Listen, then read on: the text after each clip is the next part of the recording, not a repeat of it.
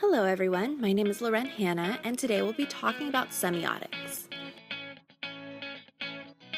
Semiotics, by definition, is the study of signs and symbols and their use or interpretation. Before we dive into semiotics, let's learn about a couple key theorists. Ferdinand de Saussure is one of the two founders of semiotics. Saussure was a Swiss linguist who's responsible for creating the sign, signifier, signified concept, which we will get into shortly. The second founder of semiotics is Charles Saunders Peirce, an American philosopher who is responsible for creating the "we only think in signs" concept, where anything is considered a sign as long as someone interprets it as having meaning other than itself. Semiotics deals with concrete examples, such as physical signs, and more abstract concepts, such as denotation and connotation.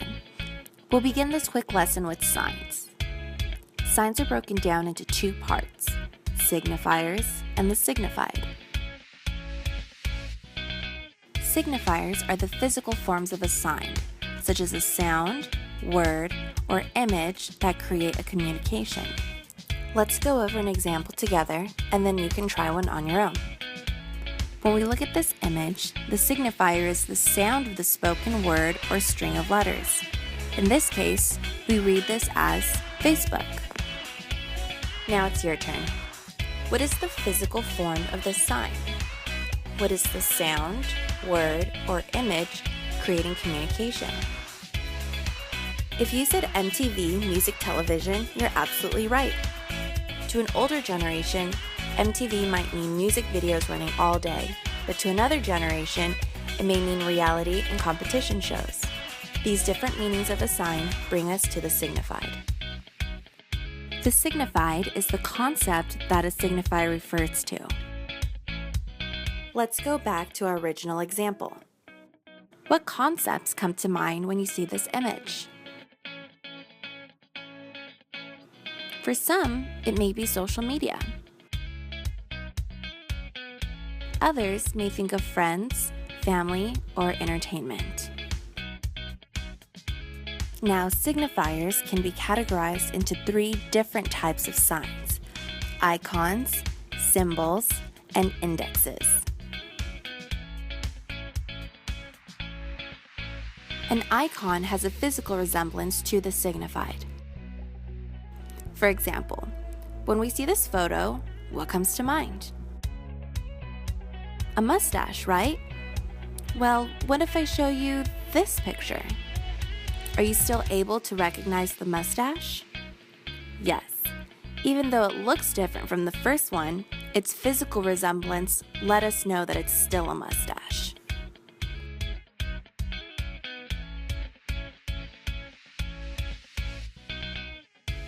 A symbol is the opposite of an icon, so it does not resemble the signifier that is being represented. Symbols are learned culturally, which explains why cultures can develop different and unique traits. We learn what symbols mean over time. A common example of a symbol is the male and female icons representing the presence of toilet facilities. Let's imagine we had never seen humans before, and we're told that this is what a woman and a man look like. We probably wouldn't infer then that this woman and man were in fact the same species. Lastly, we have indexes. An index describes the physical connection between a signifier and the signified. This means that the signifier cannot exist without the physical presence of the signified. Let's look at an example of this concept. Smoke cannot exist without fire. Within this example, the signifier is smoke, which leads to the signified being fire. If we saw a big cloud of black smoke in the distance, the concept that typically comes to mind is that it's coming from a fire. Now that we understand the basics of signs, let's talk about denotation and connotation. Denotation is the literal meaning of a word. Think about it in dictionary terms. So for example, dog. A dog is defined as a domesticated carnivorous mammal that typically has a long snout, an acute sense of smell, and a barking, howling, or whining voice. Connotation represents the various social overtones, cultural implications, or emotional meanings associated with a sign. For example, if I show a group of people this photo of a dog, to one person it may invoke a happy memory of a much-loved pet, while another person may be remembering being chased by a dog and possibly feeling scared. Now that we've gone over the key terms of semiotics, let's analyze a few images. Here we have a sign representing a well-known company. Take a moment to identify the signifier. If you said Forever 21, you're correct. Remember, the signifier is the form the sign or the word takes. What's the signified? The signified will vary depending on who you are and where you are. Did you say fashion, clothes? Either of these are correct. How can we identify the denotation? If you said a dictionary definition, you are right. Forever 21 is an American chain of fast fashion retailers with its headquarters in Los Angeles. Lastly, what is the connotation?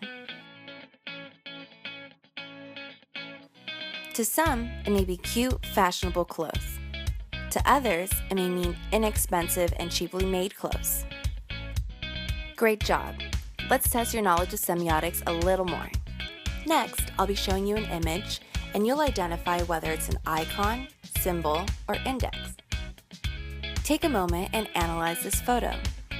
Are the footprints in the snow an icon, symbol, or index?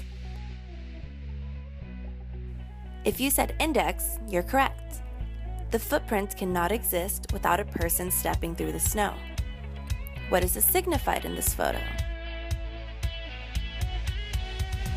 If you said someone walking in snow, you're correct again. Lastly, what would be the signifier? If you said the footprints, you're absolutely right. Great work. Let's look at another image. Is this image a representation of an icon, symbol, or index? If you said symbol, you're correct. This simple figure does not resemble the signifier that is being represented. In this case, a home, which in reality can look like this, or even this. You're doing great. Let's try a couple more. Are we looking at an icon, symbol, or index? If you said icon, you're correct. This icon has a physical resemblance to the signifier. Remember the mustache example? Similarly, its physical resemblance to the icon let us know it's indeed a bicycle. Amazing work. Let's try one more. Icon, symbol, or index. If you said symbol, you're right again. The American flag represents the United States of America, but it is not how our country actually looks. Now that we've gone over various aspects of signs, let's close this lesson with test examples of denotation and connotation. Let's analyze this photo. If I state words like peace, tranquility, gentleness, harmony, is this the denotation or connotation of the symbol? It is the connotation of the symbol. Remember that connotation represents the various social overtones, cultural implications, or emotional meanings associated with a sign. Let's look at this photo. If I state that this is the round fruit of a tree, which typically has thin red or green skin and crisp flesh, am I giving the denotation or connotation of the symbol? It is the denotation or dictionary definition of the word apple. The apple is sitting on books atop a desk with a blackboard in the back, which can convey a connotation of education. Great job! Hopefully you understand a little more about semiotics and all its basics. Semiotics is important because it can help us not to take reality for granted as something having a purely objective existence, which is independent of human interpretation. It teaches us that reality is a system of signs. Studying semiotics can assist us to become more aware of reality as a construction and of the roles played by ourselves and others in constructing it. Feel free to go back and rewatch any parts you didn't get a good enough grasp on. Try and think of your own examples of signs you see around you every day. Again, my name is Loren Hanna. Thank you for watching.